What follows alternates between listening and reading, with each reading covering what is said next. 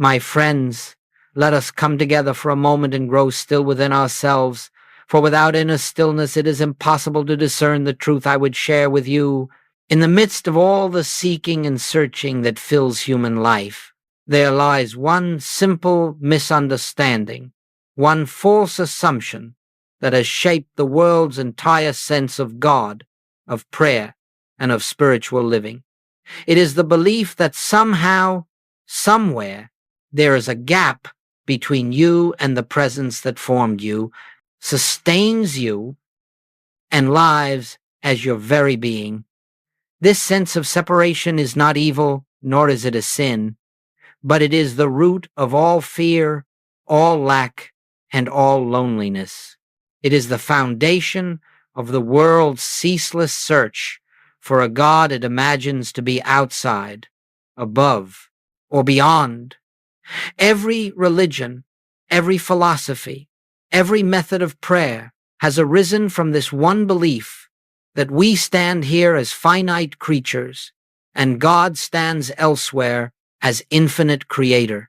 And from that belief, we stretch out our hands, our thoughts, our desires, always reaching, always imploring, always hoping that somehow the divine will notice our plea and bring us the peace we imagine to be withheld. But I say to you today, as gently and as clearly as I can, that this search has been in vain, not because God is absent, but because God has never been apart from you. The presence you seek is the very life that beats your heart. The peace you long for is the stillness behind every breath you draw. The love you call upon in your darkest hours is the love that has never once left you, never once failed you, never once separated itself from you. The tragedy is not that humanity has missed God. The tragedy is that humanity has looked everywhere else first. Now, the infinite way has always stood upon one foundational revelation, and it is this: God is not external to your being. God is not a power to be summoned. God is not a presence to be attracted. God is the very essence of your own consciousness, the life of your life, the soul of your soul, the I of your being. And until this truth begins to dawn in your awareness, your prayers will remain petitions, your spiritual path will remain effort, and your peace will remain temporary. But the moment, yes, the very moment you turn from the outward search to the inward recognition, something remarkable occurs. You begin to feel the faint stirrings of a presence that has always been there, not coming to you, not approaching you, but revealing itself as the one that has never departed. This is the beginning of all true spiritual realization. It is the moment when the mind grows quiet enough, humble enough, receptive enough to hear the ancient truth whispered through the ages. I will never leave thee, nor forsake thee. Not because you have earned it, not because you are deserving, but because separation has never been real. And so, in this opening hour, together, let us lay aside every notion of distance between ourselves and God. Let us suspend the belief that we must struggle to reach the sacred, for what we seek is already here, closer than breathing, nearer than hands and feet. The I am that spoke through the prophets, that lived through the Christ, that inspired the mystics of every age, is the same I am that animates your very being this moment. There is no separation in that which is indivisible. There is no distance in that which is omnipresent. And there is no search required where the truth is already within. This is the revelation we will unfold together, that the I am, the presence, the Christ of your own consciousness has been the answer to your seeking from the beginning, and that when this is realized, the search for God ends forever, not because God has been found, but because you awaken to the truth that you were never apart. the I am, before the personal me. Let us move gently now into the heart of this teaching. For without this next recognition, all the spiritual practices in the world would merely reinforce the very illusion we are seeking to dissolve.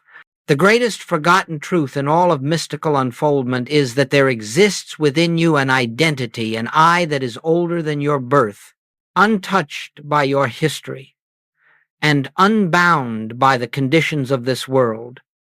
It is the I am that was present before you called yourself by any name, before you were given any role, any title, any story.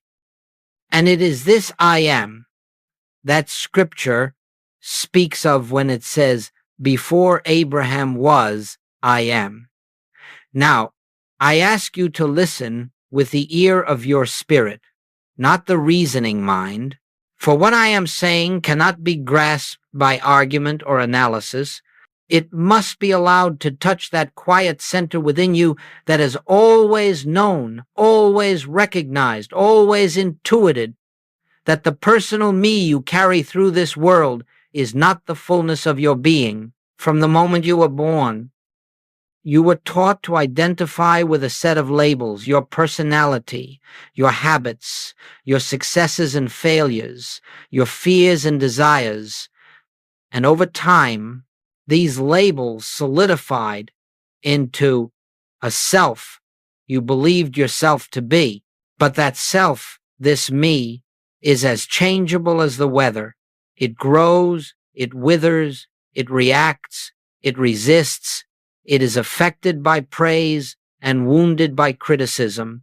It is driven by fear and pulled by desire. It is the self that suffers, the self that struggles, the self that prays to something beyond itself for relief. Yet behind that self, beneath it, before it, there stands a presence that has never suffered, never lacked, never feared, and this presence is the I am, the divine identity, which is the same yesterday, today, and forever.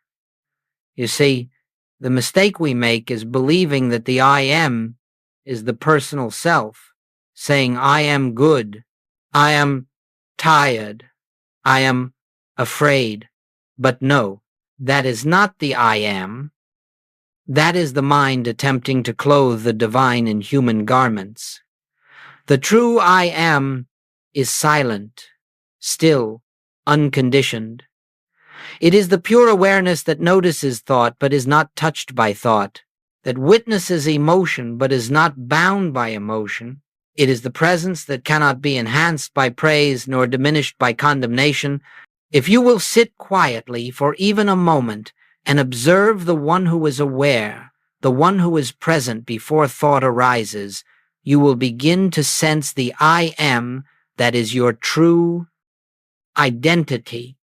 This is not imagination, it is recognition. It is not effort, it is remembrance. For the I that you have believed yourself to be is only the surface appearance of a much deeper reality. And the spiritual life begins not when you attempt to improve the personal self, but when you recognize that the personal self has never been your self at all. Now, the world has forgotten this truth because it has lost the ability to look within. It has become hypnotized by form, mesmerized by personality, conditioned by the belief that the individual is separate from the divine. And so the personal me is worshipped, defended, and struggled with endlessly. But the infinite way reveals that the I am, the true self, is not confined in the body, not limited by circumstance, not influenced by the ebb and flow of human experience. It is the life of God individualized as you. And here lies the great turning point. When you begin to sense even faintly that the I, which is your true identity, is not the person you appear to be, the search for God begins to dissolve. For the seeker and the sought are one, The awareness that is looking for God is the very presence of God looking through you. The one who longs for truth is the truth itself stirring within you. The one who desires awakening is the awakened presence inviting you to remember this is the great forgotten truth, the I am that breathes your breath, that animates your life, that watches through your eyes, is nothing less than the infinite appearing as the finite, the eternal expressing as the temporal, the divine living itself as your individual being. When this begins to dawn in your consciousness, you will find that the personal self slowly relinquishes its grip, not through force, but through the quiet recognition that it has never been the center of your life. The I am has always been the center, and to that I am, we now turn more consciously. Let us look now, quietly and honestly, at how this sense of separation ever took root in our experience. For you see, the separation itself is not real, only the belief in it appears real. And yet, the moment we believe it, we begin to live out the consequences of that belief as though it were fact. When we entered this world, we entered it innocent, unconditioned, untouched by fear or self-judgment, but almost immediately, the world began to instruct us, not intentionally, not maliciously, but unconsciously. It taught us that we were a separate self, a small self, a vulnerable self. It taught us that we were a physical body, born to certain parents, belonging to a certain culture, functioning in a world governed by physical laws and psychological patterns. And slowly, almost imperceptibly, our attention became fixed on the outer realm, on appearances, on conditions, on the behavior of others, on the state of our own minds and bodies. We learned to evaluate ourselves by what we could see, hear, touch, and feel.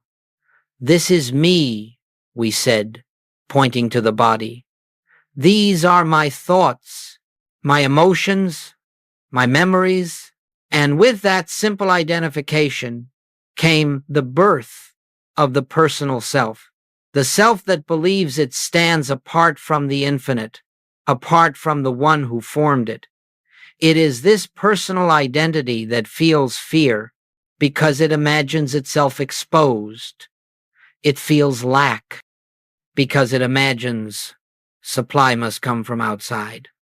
It feels guilt because it imagines it must justify its existence before God. And so the human race began to search for God as something external up in the sky, hidden in buildings of stone, trapped in rituals or doctrines. The search itself became the evidence of the belief in separation. If God were truly within, how could you ever seek him without? But I want you to understand something very clearly. This belief in separation did not arise because you are sinful or unworthy. It arose because the world is hypnotized by appearances, hypnotized by form, hypnotized by the false assumption that the outer world is the source of life. And in this hypnosis, humanity forgot the ancient truth that life is lived from within outward, not from without inward. This is why Goldsmith said, "We were born under the law, not under grace." He meant that from infancy. We were conditioned to live by the laws of the external world, laws of fear, law of cause and effect, law of judgment, law of comparison, law of personal striving. And as long as the mind believes itself subject to these laws, it also believes itself separate from the one who transcends them. But the moment you begin to question this conditioning even slightly, the hypnosis begins to weaken when you pause and ask, is this personal self truly who I am? The spiritual dawn begins when you notice that your awareness is present even when thoughts are absent, you begin to sense an identity deeper than the mind. When you taste a moment of stillness, and in that stillness feel peace without a cause, love without an object, existence. Without effort, you are touching the edges of your true being. In that instant, the world's story of separation begins to lose its hold. Let me say this plainly. The separation was never real. The belief came from conditioning, and conditioning came from ignorance, not truth. No action of yours created separation, and no action of yours is required to bridge it. Only recognition dissolves it, the recognition that what you are in truth has never been touched by the world's beliefs.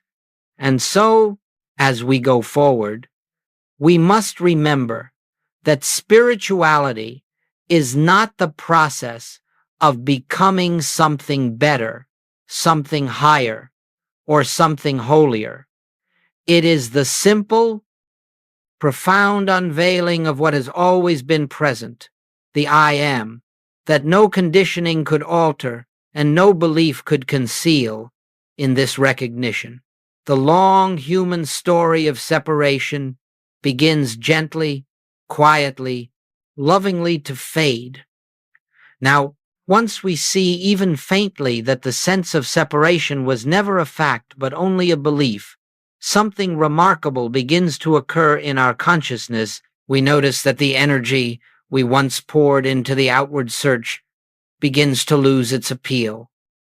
The endless attempts to reform the world, to fix people, to manipulate circumstances, or to persuade God to intervene, all of this activity begins to feel strangely hollow. And this is a sacred moment, for it marks the beginning of a profound inner turning. This turning is not dramatic. It is not emotional. It is often not even deliberate. It is more like a gentle shift, a softening, a quiet recognition that the answers we seek cannot come from outside ourselves. The infinite cannot be found in the finite. Peace cannot be discovered in the realm of constant change. God cannot be known through external effort, outer technique, or mental striving. And so, something in us stops reaching outward and begins to listen inwardly. This listening is the beginning of true prayer. Not prayer as the world teaches it, not the pleading, the asking, the persuading, but prayer as communion, prayer as receptivity, prayer as the silent awareness of the presence that is already here. You see, as long as we speak to God, we are inadvertently holding God as separate. As long as we ask for something, we are affirming that something is lacking. But when we grow still enough to listen, we discover that God has been speaking all along, not in words, but in presence. Joel Goldsmith called this the greatest secret of prayer. True prayer is listening, not speaking. Listening for what? Listening for the assurance of the presence. Listening for the peace that says, "Be still and know that I am God." Listening for that quiet inner movement that is not thought, not imagination, not emotion, but the felt awareness of life revealing itself as us. And so, you see, the inner turn is not a technique. It is a releasing of the world's hypnosis. It is a letting go of the belief that the outer world holds your peace, your supply, your health, your fulfillment. When this belief loosens its grip, your attention naturally, effortlessly sinks back into the sanctuary of your own being. And there, in that inner sanctuary, you begin to sense something you may not have felt before, an underlying presence that does not come and go, a subtle luminosity behind every breath, a quiet strength that is not of this world. When this moment arrives, the spiritual search begins to end, not because God has been found somewhere, But because the seeker realizes, often with great humility, that the one he sought was the one who was doing the seeking, the search ends not in attainment, but in recognition. The outward seeking dissolves, and what remains is the silent awareness of I am closer than breathing, nearer than hands and feet. At this stage, you may still have questions. The mind may still attempt to analyze or grasp, but even that begins to soften, because now you know, at least to some degree, that the great treasure is not outside yourself. You begin to understand why Jesus said the kingdom of God is within you, not within the body, not within the mind, not within the personality, but within your consciousness, within that very awareness, which right now is hearing these words. This is the sacred turning point. It is the quiet beginning of the end of separation. It is when the soul awakens to its own source and begins to follow a new inner rhythm, a new inner guidance, one that comes not from the world, but from the eternal that has always been your life. As we turn more fully within, something begins to unfold, something not born of thought, not born of imagination, but born of the spirit itself. We start to sense, almost like a fragrance in the air, that the presence we seek is not separate from the one who is seeking. The divine life we long for is not something to acquire. It is something that has been living us, breathing us, sustaining us from the very beginning. And it is here that we begin to touch the true meaning of I am. The I am is not the personal self declaring, I am strong, I am weak, I am spiritual, or I am sinful. All of these are mental garments, labels placed upon the infinite light. No, the true I am stands prior to all description. It is the pure awareness of being itself. It is the I that remains when every thought subsides, when every emotion dissolves, when every role and identity falls away. It is the I that was present before you were given a name, before you were taught who you were supposed to be. This I am is the Christ, not a person, not a historical figure confined to space and time, but the presence of God individualized as you. It is the divine consciousness localized in your awareness, the infinite expressing through the appearance of a finite form. When Jesus said, I and the Father are one, he was not speaking of a unique privilege. He was revealing the nature of this I am one with God, inseparable from God, an expression of God. And so you must begin to feel, not merely believe, that the I that is aware of this moment is not the mortal self, it is not the mind that thinks, nor the body that ages, nor the emotions that fluctuate. The true I is the presence that watches the mind, that witnesses the body, that beholds the emotions. It is the silent observer, the eternal life behind all appearances. This I cannot be harmed, cannot be sick, cannot be lonely, cannot be impoverished. For this I is spirit, pure and perfect. Now, this recognition may come gently, like a soft dawn spreading across the horizon of consciousness. You may not feel it all at once, but as you continue to rest inwardly, without effort, without strain, you will begin to detect a certain aliveness, a quiet, luminous presence that is always here, whether you acknowledge it or not. It is not emotional. It is not dramatic. It is not accompanied by visions or sensations. It is simply the awareness of being, the stillness beneath all movement, the light behind all appearances. And as this recognition deepens, you discover something wondrous. You cannot lose the I am. You cannot be separated from the I am. You cannot improve the I am, nor can you diminish it. For the I am is God being you. It is the life that animates every cell of your body. It is the intelligence that guides every function. It is the love that draws all things into harmony. It is the peace that remains even when the world is in turmoil. When you say I, you are uttering the holiest name of God, not the personal I, but the divine I, the universal I, the I that has no opposite. And your spiritual life will unfold in direct proportion to your willingness to abide in this recognition, to return again and again to the simple awareness, I am.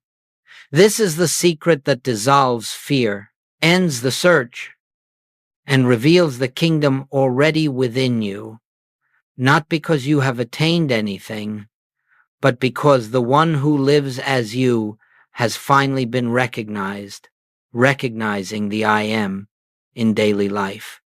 Now, my friends, let us come to something very practical, not practical in the worldly sense of technique or method, but practical in the spiritual sense of living from truth rather than merely hearing it.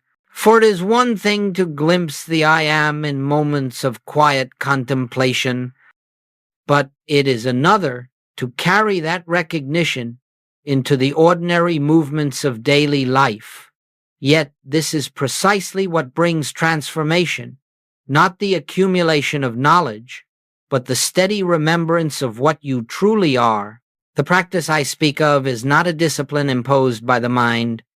It is not a ritual, a formula, or a technique. It is nothing more and nothing less than a gentle returning of attention to the I am whenever you notice yourself slipping back into the hypnosis of the personal self. And I assure you, this slipping will happen daily, for the mind is conditioned by centuries of belief in separation. But every time you return to the awareness of I am, the conditioning weakens, and the truth within you grows stronger. How do we begin? Start simply. In any moment, whether you are walking, working, resting, or simply breathing, pause inwardly and recognize, I am here, not as a body, not as a personality, but as presence, as awareness, as the silent witness of this moment. When stress arises, do not rush to solve it. Instead, notice the one who is aware of the stress. Turn attention away from the problem and toward the observing presence. In that instant of recognition, you shift from the personal me to the impersonal I am, and you will find that peace begins to blossom without your effort. When fear appears, do not fight it. Fighting fear strengthens it. Instead, quietly acknowledge, I am, and therefore all is well. The personal sense may feel frightened, but the I am, the real self, remains untouched. The moment you rest in this recognition, fear begins to lose its authority when lack seems to confront you. Resist the urge to calculate, to analyze, to worry your way into solutions. These attempts arise from the belief that supply comes from the world, but supply is the outward expression of inner consciousness. So simply pause and remember, the I that I am is infinite abundance, invisible and ever present. You will find that new avenues open, unexpected resources appear, and what seemed impossible begins to unfold naturally, not through struggle, but through consciousness. In moments of conflict, whether with a colleague, a family member, or a stranger, do not attempt to change the other person. Recognize instead the I am in yourself. and then silently recognize it in them. When you behold the divine identity behind the mask of human behavior, something changes not in them, but in your consciousness. And consciousness is the only arena in which anything real occurs. Throughout your day, use brief moments standing in line, sitting in traffic, preparing a meal, to gently return to the awareness of being. Whisper inwardly, I am. Feel the quiet presence behind the activity. This simple recognition is the foundation of spiritual living. It needs no effort, no intensity. It simply needs consistency. Now, do not misunderstand. You are not using the I am to fix problems. If you attempt to use truth for personal ends, you will reinforce the very sense of separation you are trying to dissolve. The I am is not a tool for the personal self. It is the dissolution of the personal self. When you abide in I am, problems do not need solving. They lose their sense of power. Conditions do not need changing. They reveal their spiritual harmony. The world does not need controlling. It begins to reflect the peace established within you. Let me offer you a simple contemplative inquiry, one that can be returned to again and again, before any thought arises, before any emotion appears, before any image of yourself comes to mind. What am I? Do not answer this with words. Rest in the silence that follows. That silence is the doorway into the I am. You will find, as you practice in this way, that daily life becomes infused with a depth of peace you have never known. Problems do not vanish, but your relationship to them changes so profoundly that they cease to dominate your experience. The world continues to move, but you no longer move with its turbulence. You begin to live from the center, not the circumference. And in that center, the I am abides eternally. When the false self fades, as we continue this inward journey, something begins to unfold that cannot be forced and cannot be hurried. It is the gradual dissolving of the false self, the personal sense of me that has walked through life carrying its fears, its burdens, its private anxieties, and its endless sense of need. This fading of the false self is not an accomplishment. It is a natural consequence of abiding in the truth. When the light of I am grows clearer in consciousness, the shadows that once appeared so real begin to recede on their own. You see, fear is never overcome by resisting it or by fighting it. Fear is the direct result of believing that we stand alone, that we are vulnerable creatures navigating an unpredictable world. Fear is the child of separation. But when the true I is recognized, the I am that is one with God, fear has nothing left to hold on to.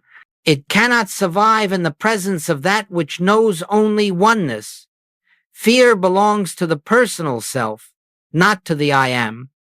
And the moment your attention shifts from the personal to the impersonal, from the finite to the infinite, fear begins to loosen its grip without any struggle on your part. Even need dissolves in this way, not because we deny the human picture, but because we no longer accept the human picture as the final truth.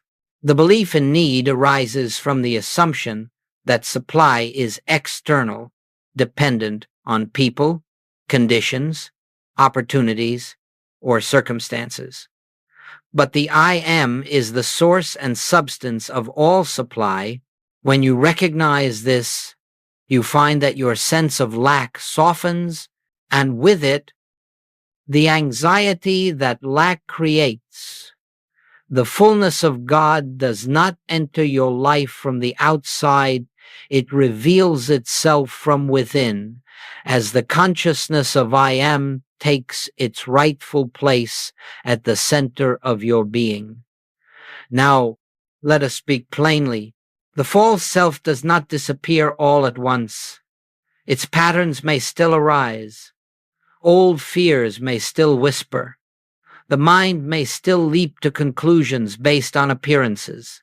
But each time you catch yourself identifying with this personal me, each time you pause and return to the awareness of I am, a veil is lifted, a layer of illusion is removed, and little by little, what once felt heavy begins to feel lighter, until eventually the false self no longer commands your allegiance. This is why Goldsmith said over and over that our work is not to fix conditions, but to recognize the truth behind them. For conditions are merely the shadows cast by belief. They have no real power of their own. Disease, conflict, limitation, disharmony, these are appearances, and appearances are never the presence of truth. When you withdraw the belief that they have power, they begin to fade. Let me say this clearly. You do not overcome fear by trying to be brave. You overcome fear by knowing that the I that you are is fearless. You do not overcome need by accumulating things or securing your future. You overcome need by realizing that the I am is infinite abundance, expressing as your very being. You do not overcome loneliness by seeking companionship. You overcome loneliness by realizing that the presence is closer than breath, and that the self that lives you is never alone.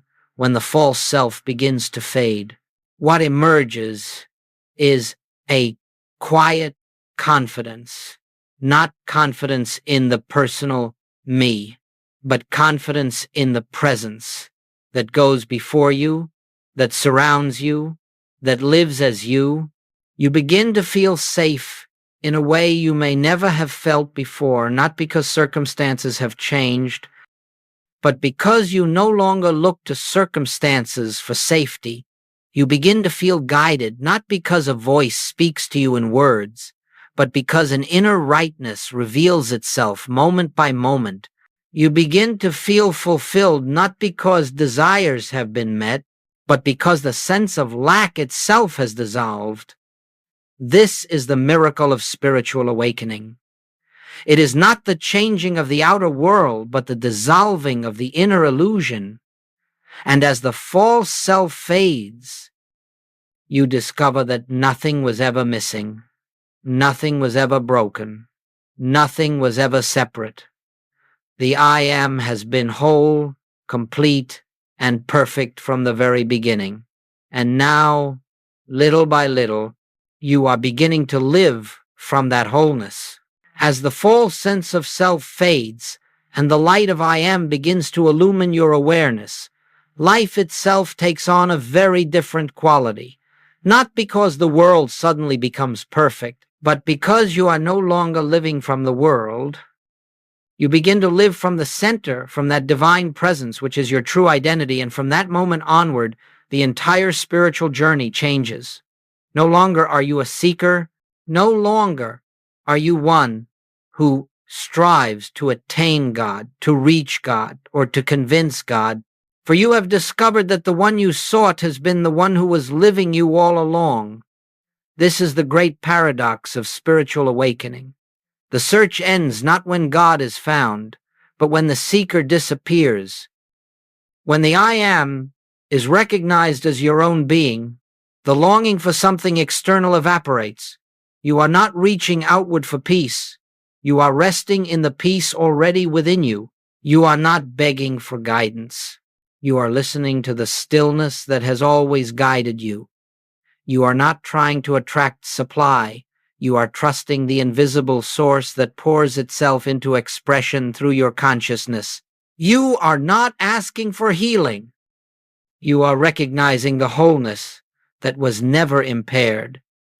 And as this recognition deepens, you begin to discover another beautiful truth, that life lived from the I am unfolds through grace, not through effort. There is a quiet rhythm to your days, an inward harmony that is not dependent upon circumstance. Problems still arise in the outer world, but they no longer stir the depths of your being. They touch only the surface, like ripples on a lake whose depths remain undisturbed. You find yourself responding from peace rather than reacting from fear. You meet situations with clarity rather than confusion. You interact with others from love rather than from need or defense. Relationships begin to change not because you work on them, but because the presence begins to live through you. When you behold the I am in yourself, you naturally begin to behold it in others. You see through the masks of personality and glimpse the same divine light appearing in countless forms. The urge to judge softens, the tendency to criticize dissolves, compassion arises without effort, and because you are no longer trying to change anyone, harmony begins to reveal itself where conflict once appeared. Even supply takes on a new meaning. You no longer think in terms of getting or keeping. You begin to understand, through actual experience, that supply is the outward expression of inner consciousness. When the I am is recognized as the source, supply flows not as something you manipulate, but as something that naturally unfolds. Opportunities come without strain, resources appear without anxiety, and needs are met without fear. Because consciousness itself is providing, healing becomes different as well. You do not heal by attempting to fix the body or correct conditions. You heal by recognizing the spiritual perfection that is already present. Even if the outer picture appears otherwise, the body becomes an instrument for the expression of the I am, and its harmony is restored as consciousness reveals its wholeness. This is not willpower. It is not mental effort. It is the silent activity of grace. But perhaps the most profound change occurs within your sense of identity. You no longer think of yourself as a human being striving for spiritual understanding. You begin to feel from within that you are a spiritual being appearing as a human experience. You are not the mind. You are not the emotions. You are not the body. You are the awareness in which all of these come and go. You are the I am that is eternal, unchanging, indivisible. And as this reality becomes more constant, you notice something extraordinary. The desire to seek God fades, not because you have grown indifferent, but because you have awakened to the truth that God is the very essence of your being. Seeking implies distance. Realization reveals oneness. The search ends not in attainment, but in quiet recognition. In this state, you do not stop living your human life. You work, you love, you serve, you create, but you do so from a deeper foundation. You do so from presence rather than from personality. Your actions become expressions of the inner I am, not attempts to secure your good. Your decisions arise from intuition rather than from fear. Your life becomes a continuous unfolding guided by the invisible currents of spirit. This is the life of realization, not dramatic, not miraculous in the worldly sense, but profoundly peaceful, inwardly free, deeply stable, and quietly luminous. It is the life that begins when you know with certainty that the I am within you is the very presence of God, and that you have never, even for a moment, been separate from it. As we come gently to the close of this time together, let us rest in the assurance of what has been revealed, not as new information, not as something acquired, but as the uncovering of a truth that has lived within you from the beginning. For every word spoken here, every silence between the words, has pointed to only one reality, that the I which you are is the presence of God, eternally complete, eternally whole, eternally one. It is important that you understand this. Spiritual realization is not a moment in time. It is not an experience that comes and then goes. It is the gradual unveiling of what has always been present, always shining, always whispering beneath the noise of human thought. Even when you feel distant from it, even when you forget, even when you fall into old patterns, nothing changes the truth that the I am is the very life that lives you. The world may tell you that you are separate, that you are incomplete, that you must strive to become worthy of God. But the inner voice tells you something entirely different. It tells you, fear not, I am with you, not beside you, not above you, not watching over you as a separate being, but as your own life, your own awareness, your own true self. This is the meaning of the ancient promise.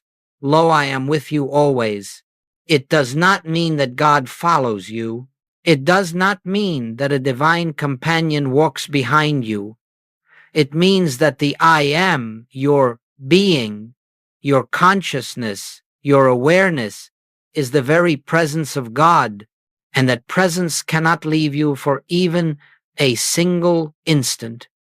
There has never been a moment of separation. There has only been the belief in separation. And now, perhaps more deeply than before, you can begin to sense that this presence is not fragile. It does not depend upon moods, nor upon outer conditions. It does not diminish when difficulties arise, nor does it disappear when fears whisper. It remains steadfast, silent, unchanging, waiting only for your recognition. Let this bring you comfort. You do not walk the spiritual path alone. You do not seek God alone. You do not awaken by your own strength. The very impulse to seek truth arises from the presence within you that is already awake. When you turn within, even for a moment, you will feel it sometimes softly, sometimes clearly, sometimes only as a quiet peace, but it is there. It has always been there. And as you continue to rest in the awareness of I am, this presence becomes more vivid than any outer experience, more real than any belief, more dependable than any condition. As you leave this moment and return to your daily activities, do not try to hold on to anything. You do not need to preserve this truth, for it is preserving you. Simply be willing, throughout your day, to pause inwardly and remember, I am. Let that recognition be enough.